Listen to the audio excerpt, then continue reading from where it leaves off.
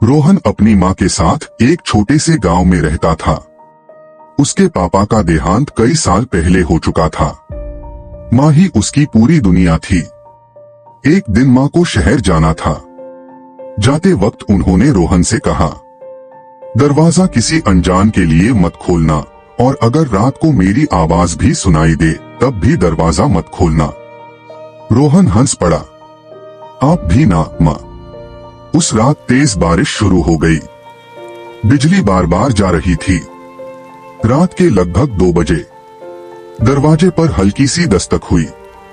TO के, TO के, TO के। रोहन ने पूछा, कौन? बाहर से माँ की आवाज आई, बेटा दरवाजा खोलो, मैं आ गई। रोहन दरवाजा खोलने ही वाला था, फिर उसे माँ की बात याद आई, अगर मेरी आवाज भी सुनाई दे तब भी मत खोलना। उसने दरवाजा नहीं खोला।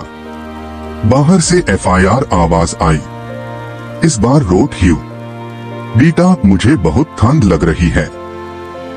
रोहन की आंखों में आंसू आ गए, लेकिन उसने दरवाजा नहीं खोला। अचानक आवाज बदल गई। वो धीरे धीरे भयानक हंसी में बदल गई।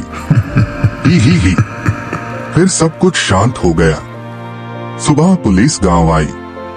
उन्होंने बताया, रोहन की माँ का एक्सीडेंट पिछली शाम ही हो गया था। रोहन की दुनिया टूट गई। उसने रो रो कर माँ को याद किया। कुछ दिन बाद हर रात 2 बजे दरवाजे पर वही दस्तक होने लगी, लेकिन इस बार कोई आवाज नहीं आती थी, सिर्फ टीओ के, टीओ के, टीओ के। एक रात हिम्मत करके रोहन ने दरवाजे के नीचे से बाहर देखा। वहां कोई नहीं था, लेकिन जमीन पर माँ का पुराना दुपट्टा पड़ा था। वही दुपट्टा जो एक्सीडेंट हुए दिन उन्होंने पहना था। रोहन ने उसे उठा लिया और जोर जोर से रोने लगा।